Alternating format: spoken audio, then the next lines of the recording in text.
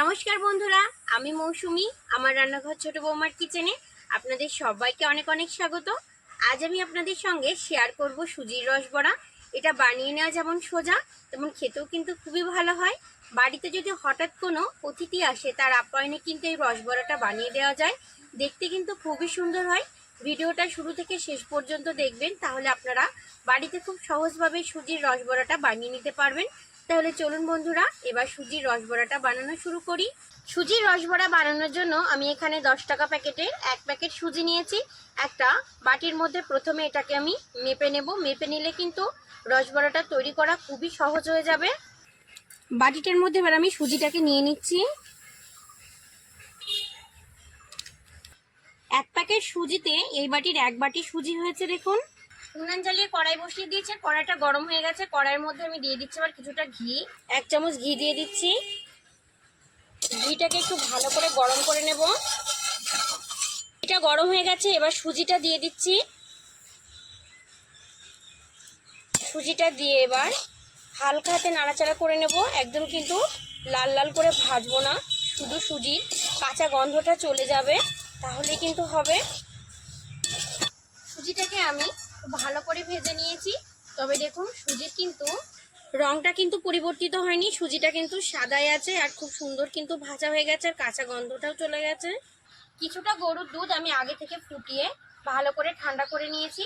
যে বাটিটাই আমি সুজিটা মেপেছিলাম, সেই বাটিটাতে এবার দুধটা মেপে নেব। বাটিটার মধ্যে দুধটাকে নিয়ে নিচ্ছি।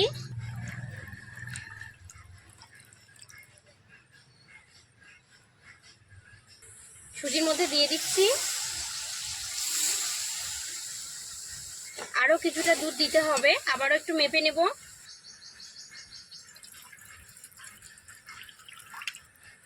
আরো হাফ বাটি দুধ আমি নিয়ে নিয়েছি, দিয়ে দিচ্ছি। টোটাল কিন্তু আমি 1.5 বাটি দুধ ব্যবহার করলাম। এবার ভালো করে সুজিটাকে নাড়াচাড়া করে রান্না করে নেব। একটা সুন্দর ডোর মতো তৈরি হয়ে আসলে তখন এটাকে আমি নামিয়ে নেব। সুজিটা আমার রান্না করতে করতে একদম একটা সুন্দর ডোর মতো কিন্তু তৈরি হয়ে গেছে। দেখুন, এবার এই সুজিটাকে আমি নামিয়ে নেব। দেখুন, পুরোপুরি একটা ডো তৈরি হয়ে গেছে। এখন এটাকে আমি নামিয়ে নিচ্ছি। সুজির ডোটাকে আমি একটা প্লেটের মধ্যে এখন নিয়ে নিচ্ছি। এবার এটাকে আমি কিছু সময় ঠান্ডা করে নেব। আর এই ডোটা ঠান্ডা হতে হতে আমি এখন চিনির শিরাটা তৈরি করে নেব। চিনির শিরাটা বানানোর জন্য এখানে আমি যে বাটিতে সুজি মেপেছিলাম সেই বাটিরই 1 বাটি চিনি নিয়ে নিয়েছি। এবার এটাকে কড়াইয়ের মধ্যে দিয়ে দিচ্ছি। চিনিটা দিয়ে দিচ্ছি। যে বাটিতে চিনি মেপেছিলাম এবার দিয়ে দিচ্ছি ওই বাটির 1.5 বাটি জল।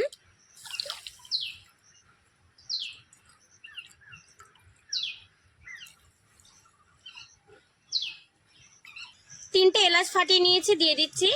এবার মিডিয়াম আঁচে রসটাকে আমি তৈরি করে নেব। রসটা শুধুমাত্র ভালো করে ফুটে উঠলেই কিন্তু তৈরি হয়ে যাবে। কোনো একতার বা দুতারের রস তৈরি করার দরকার নেই। রসটা কিন্তু খুব সুন্দর করে ফুটে গেছে। এটাকে আমি আর ফোটাবো না। রসটা দেখুন, এইভাবে হাত দিয়ে ধরলে বেশ একটা আঠা আঠা ভাব আসছে, তবে কিন্তু কোনো একতার বা দুতারের রস তৈরি হয়নি। এখন আমি এই রসটা নামিয়ে একটা আলাদা পাত্রে রেখে দেবো। সুজিটা কিন্তু এখন খুব সুন্দর করে ঠান্ডা হয়ে গেছে। এবার আমি সুজির মধ্যে মিশিয়ে নিচ্ছি কিছুটা এলাচ গুঁড়ো। এলাচ গুঁড়োটা দিলে কিন্তু খুব সুন্দর একটা গন্ধ আসে। 2 চামচ গুঁড়ো দুধ নিয়েছি, দিয়ে দিচ্ছি।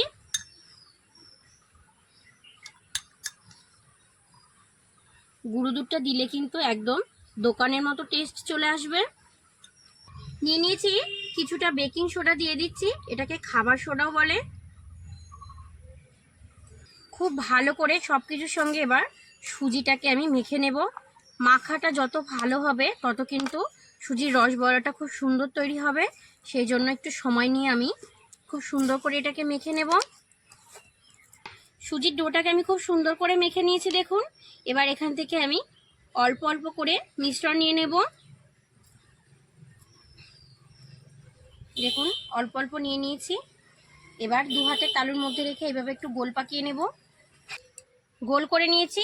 এবার 2 হাতের তালুর মাঝখানে রেখে সামান্য একটু এইভাবে চেপে দেব।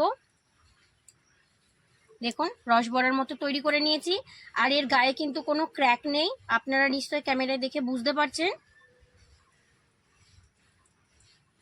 এইভাবে আমি বাকিগুলোকেও তৈরি করে নেব। আবারও কিছুটা মিশ্রণ নিয়ে নিচ্ছি।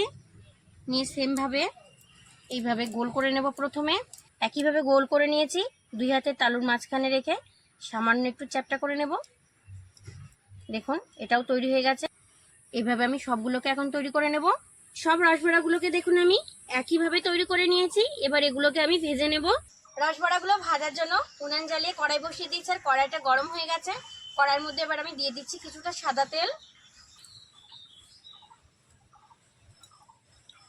তেলটা কিন্তু খুব ভালো করে গরম হয়ে গেছে। আর এই রসবড়াগুলো ভাজার জন্য তেলটাকে কিন্তু একদম খুব ভালো করে গরম করে নিতে হবে, না হলে কিন্তু বড়াগুলো ফেটে যাওয়ার সম্ভাবনা থাকে। আমি এখন তেলের মধ্যে বড়াগুলোকে দিয়ে দেব।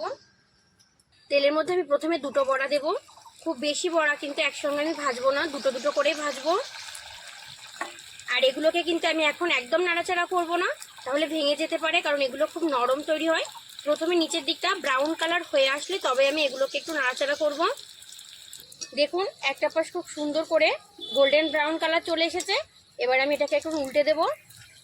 কতটা সুন্দর কালার এসেছে আপনারা নিশ্চয়ই দেখে বুঝতে পারছেন। দেখুন দারুণ কালার এসেছে কিন্তু। এইভাবে উল্টে পাল্টে আমি বড়াগুলোকে প্রথমে ভেজে নেব। কতটা সুন্দর ভাজা হয়েছে দেখুন। আমি এগুলোকে উল্টে পাল্টে একদম গোল্ডেন ব্রাউন করে ভেজে নিয়েছি। খুব সুন্দর কিন্তু কালার চলে এসেছে। এবার এগুলোকে আমি তুলে নিচ্ছি।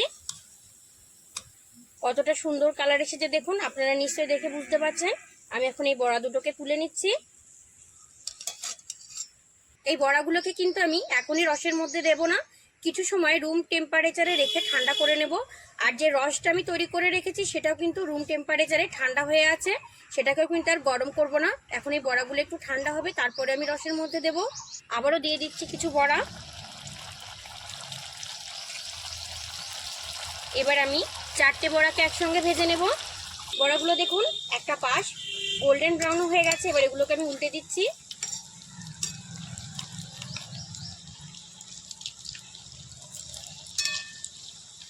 কতটা সুন্দর তৈরি হচ্ছে আপনারা নিশ্চয়ই দেখে বুঝতে পারছেন। হঠাৎ যদি মিষ্টি খেতে মন চায় তাহলে কিন্তু আপনারা খুব চটজলদি এই বড়াগুলো বাড়িতে বানিয়ে খেয়ে নিতে পারবেন। একদম সুজির মিষ্টি, দেখতে যতটা সুন্দর খেতেও কিন্তু খুবই সুন্দর হয়। উল্টে পাল্টে এই বড়াগুলোকে আমি গোল্ডেন ব্রাউন করে ভেজে নিয়েছি। এবার এগুলোকে তুলে নিচ্ছি।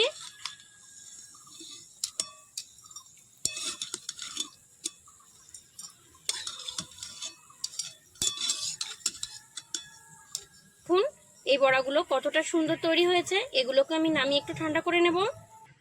বড়াগুলোকে আমি 5 মিনিট রুম টেম্পারেচারে রেখে একটু ঠান্ডা করে নিয়েছি।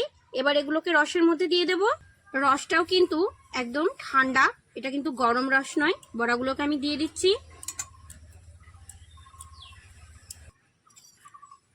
15 থেকে 20 মিনিট এরকম রসের মধ্যে রেখে দিলেই কিন্তু বড়াগুলো একদম রস ভর্তি হয়ে যাবে। 15 থেকে 20 মিনিট হয়ে গেছে, আর বড়াগুলোর মধ্যে কিন্তু একদম সম্পূর্ণ রস ঢুকে গেছে। আর বড়াগুলো রসে পুরো টইটুম্বুর হয়ে গেছে। এবার একটা প্লেটের মধ্যে আমি বড়াগুলোকে নিয়ে আপনাদের দেখাচ্ছি যে কতটা সুন্দর তৈরি হয়েছে। এবার একটা প্লেটের মধ্যে আমি রসবড়াগুলোকে নিয়ে নিচ্ছি। রসবড়াগুলো কতটা সুন্দর তৈরি হয়েছে দেখুন বন্ধুরা।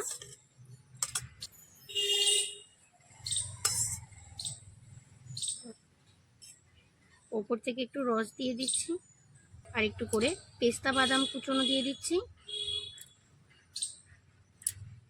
পেস্তা বাদামটা দিলে কিন্তু দেখতে খুবই সুন্দর লাগে, এটা শুধু দেখার সৌন্দর্যের জন্য কিন্তু দেওয়া। আর একটু রস আমি দিয়ে দেবো ওপরে। দেখুন কতটা সুন্দর তৈরি হয়েছে রসবড়াগুলো। এবার একটা বড়া আমি আপনাদের কেটে দেখাচ্ছি।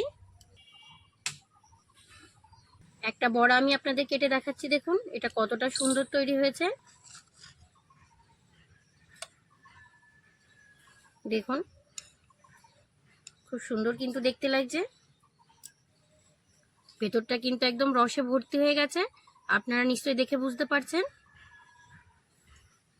এবার একটা রসবড়া আমি খেয়ে দেখবো কেমন তৈরি হয়েছে।